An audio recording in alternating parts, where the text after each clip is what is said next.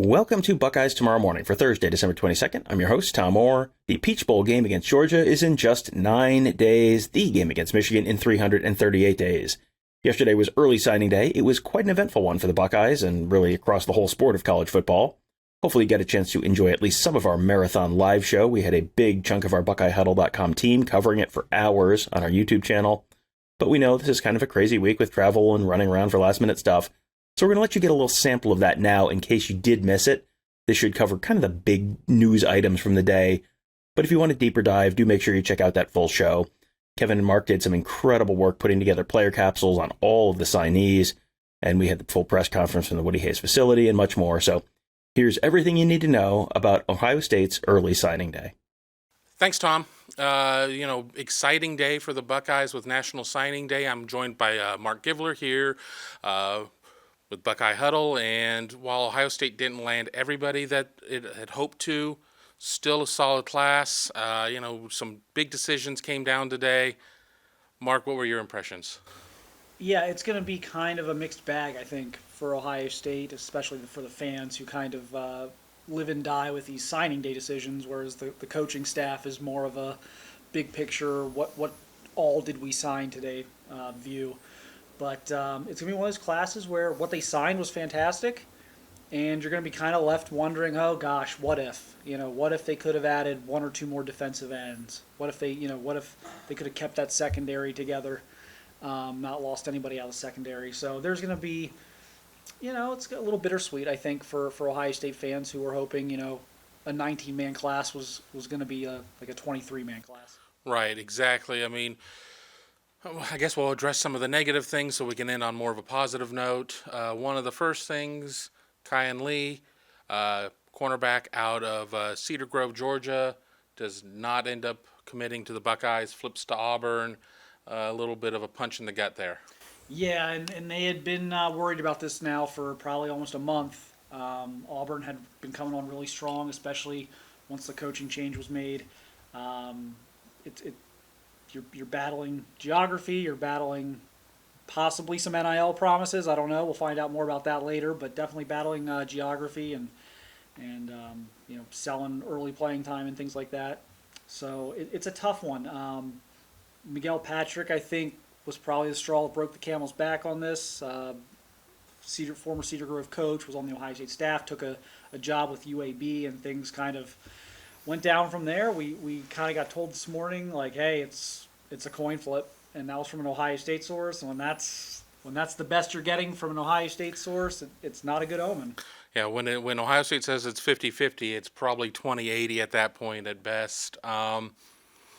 They did not necessarily make the run that they'd hoped at defensive end. But they do get Joshua Mickens. We'll get to him in a second. But Mateo, I'm just so bad at this name, but I'm not going to have to say it a lot anymore. Yes. He ends up picking Oregon, and Oregon had a huge day today. They flipped Austin Novosad from Baylor. They flipped somebody from LSU. It was just a really big day, but Ohio State was not able to get some of these other targets at defensive end, and obviously there's concern there as guys like JT Tuimoloau and Jack Sawyer are coming toward the end of their 3-year commitment to Ohio State before they can go to the draft. Yeah, these are the types of days when you don't sign, when you don't hit your number, when you come up one or two short. You usually don't feel that for a couple years, and that's probably going to be the case here for Ohio State. Look, you got Sawyer, Tuimoloau coming back. You got this great class of freshmen that did not really get a chance to make an impact this year. We saw a little bit of Caden Curry. That certainly looked good. They continue to hear good things about Kenyatta Jackson. You got Amari Abler in there. So these are guys who are going to have an opportunity in the spring to start kind of making their mark on the program. So I don't think it's anything that's going to, hurt them next season. But the season after that, when you potentially lose a couple guys early to the NFL and the room starts to thin out a little bit and you look around at the depth and you're like, oh, yeah, we... Kind of like the bubble they had at corner before, right, when Taver wasn't as much of a recruiter the second time around. Exactly, and you look around and like, oh boy, it'd be nice to have two more guys in here. It's like, oh yeah, that's right. We were supposed to get like three of them in 2023, and we only got one. And So it'll be interesting to see what they do here. I mean, certainly they're going to look and see who doesn't sign today. They're going to look and see, is there someone we can sign later this week? Is there someone we can sign in February? And so that's gonna be the mandate here the next day or two, is to like just viciously like attack whatever's left out there who hasn't signed, and see if there's someone that's good enough that makes sense. Because I don't think and if they can't do that this cycle, then you probably are, maybe you are looking at the transfer portal, and maybe it's not even this year, maybe it's next year, once those some guys have left the program and you kind of have a better idea. Maybe it's next year you go get a depth guy to replace the guys you didn't get this year. Obviously, and I'm going to get to wide receiver in a minute, because Ohio State probably signed the best wide receiver class in the nation. But I want to stay on the defensive side. They do get Joshua Mickens, defensive end out of Indianapolis. They have, especially at defensive tackle, and that's putting Jason Moore in that group. And we're not really sure. Ryan Day did say on Wednesday that Moore is somebody who can play kind of either or. Probably still a pretty solid class at a position of need. You're always looking for defensive tackles, and especially Ohio State, with some guys running out of eligibility. Their defensive tackle class is tremendous. Jason Moore is one of the best players in this class. Cade McDonald's a much-needed 300-pounder there in the middle, kind of a one-tech nose guard type. They don't have a lot of guys like that on the roster, but still has explosiveness and can rush the passer. And then Will Smith's kind of a three-tech, and guy who can shoot gaps, kind of one of those quick guys we've seen Larry Johnson have success with over the years on the interior. So their defensive tackle class is excellent. And it's, Joshua Mickens on the edge is a tremendous prospect. And again, I feel bad for him to an extent, because everyone was so invested in these other guys who have been on the radar for a year or two, and they've been chasing and hoping to get on signing day. And people are just kind of casting aside Joshua Mickens. I'm like, this is a top 100 player. This is a really good pickup for Ohio State, and they just needed a little bit more there today, and they didn't get it. Yeah, my B question at Ohio State, I had a chance to ask Ryan Day, and I went the offensive line route instead, but was going to be, our timeline and your timelines are different. How long were you guys in on Joshua Mickens? I mean, because people may sit there and view him as that plan B guy, when, those of us who've watched the tape know that really isn't necessarily the case. Yeah, really good edge player. Damon Wilson stings, but this is a guy with a similar body type, a similar skill set. So he wasn't Damon Wilson's plan B. They wanted both of these guys. They were wanting to sign both, so this wasn't a plan B. But he's not as advanced, as developed as Damon Wilson at this point, but plays that type of game. So in a kind of a roundabout way, he winds up being kind of some insurance against losing Damon Wilson. He's going to occupy the same type of role. Let's jump to the offensive side of the ball. A lot of places that I could go here, but wide receiver, four-man class. We've joked about on shows, and maybe even some of the capsules that we did for signing day on Buckeye Huddle, about Brian Hartline isn't necessarily recruiting, he's selecting. And when you sit there and you look at this four-man class, and while maybe they're not 1, 2, 3, 4 in the nation, it's pretty darn close, and just another Herculean effort by Hartline. Yeah, best receiver class in the country. They all complement each other well. You get kind of your true outside guy in Noah Rogers. Probably a similar type player in Carnell Tate. Guys can play outside but play together. Innis, kind of your slot guy who can maybe play outside a little bit, and then you get Bryson Rogers who can play anywhere. So they're not just four great prospects; they all fit together within a system that you can play them all together. So this is about as good as it gets for a position group, and I expect at least one or two of these guys to be in the rotation early, and I expect all of them to be very good players. Especially when you look at the fact that Ohio State's class from last year, none of them have really had any run. I mean, a lot of that is because of Harrison, Egbuka, Fleming. So you're going to have this glut of guys. So there's going to be an opportunity for as you said, one or two or more of these guys to be able to carve out playing time. So guys like Kojo Antwi, et cetera, are going to have to bring it because, this young crew isn't going to give up anything just due to seniority. Right. None of the freshmen this year were able to really make their mark, like we've seen like late in the season from guys like Chris Olave, Garrett Wilson, Marvin Harrison Jr. have all kind of done that at some point. Some of them, with Olave and Harrison Jr. It took till the end of the year, but they at least did it at some point. That didn't happen this year, and it didn't happen for a variety of reasons. Again, like you mentioned, they do have some really good receivers on this team, obviously, and some guys who had kind of waited their turn already. But also, I do think last year's receiver group that Hartline signed was not the best of the last couple that he's signed, and so I don't think a lot of those guys were truly ready at this point, and so yeah, there's an opportunity for these freshmen to come push them, and the cream's going to rise to the top on that one. Jump to offensive line. Ohio State signs a 4-man class, 3 of them from Ohio, 1 guy from Connecticut. Really solid class. That was what I did get to ask Ryan Day about. Just what's going on with what are his impressions of the guys they bring in there. I mean, obviously, I think that Luke Montgomery is the guy that most people are going to recognize the name of, but let's not forget Josh Padilla was the first guy to commit in the class, Austin Sareveld, and then, of course, Miles Walker from Connecticut. Yeah, I think you got to be patient with the offensive linemen. I don't see any of these guys doing much year one. I think Luke Montgomery by year 2 can definitely be in the mix. I think even Austin Sareveld by year 2 could be in the mix. I think he's a really good guard prospect, just has to kind of learn pass protection. Didn't really do a lot of that at the high school level. And then you look at someone like a Miles Walker, and that's pure raw potential there, and could be a really good player down the line, but just going to be a little bit patient there.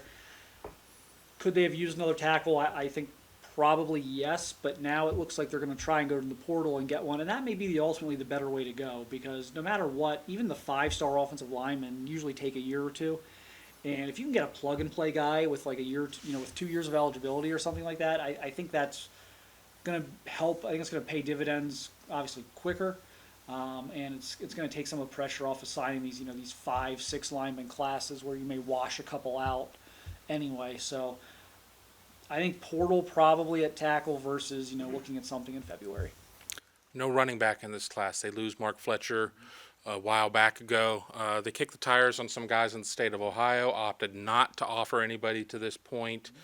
We talked about it on our signing day spectacular, but do we see a running back in this class at some point? They certainly have some depth. I mean, is it too soon to tell? I mean, somebody portals out from Ohio State? Where do they go there? I think it's going to depend on what the Ohio State guys do. If someone portals out, if Mayan Williams goes pro, if something like that happens, then I think you're going to get more aggressive. Otherwise, and I reserve the right to change my mind if the names that are in the portal change. If an interesting name jumps into the portal, or an interesting name that I'm not thinking about right now doesn't, that actually didn't sign. We're so focused on what Ohio State's doing today. If an interesting name from around the country didn't sign with their school of choice and decided to wait, I would maybe revisit this.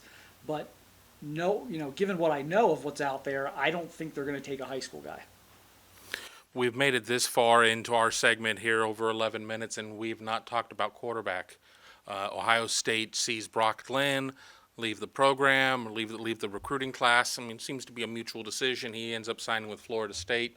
Ohio State flips Lincoln Kienholz from Washington out of Pierre, South Dakota. Not known for its football producing abilities, but Kienholz, it looks like that Corey Dennis and the Buckeyes found themselves somebody that gives them a real dual threat type of guy. Yeah, great fit, can run, can make throws on the run, great athlete. No real expectations year one, which I think is nice. He's not coming in here with the Quinn Ewers baggage or what would have happened if Dylan Raiola came in, where everyone's like, well, why isn't Dylan Raiola playing? Why isn't Quinn Ewers playing?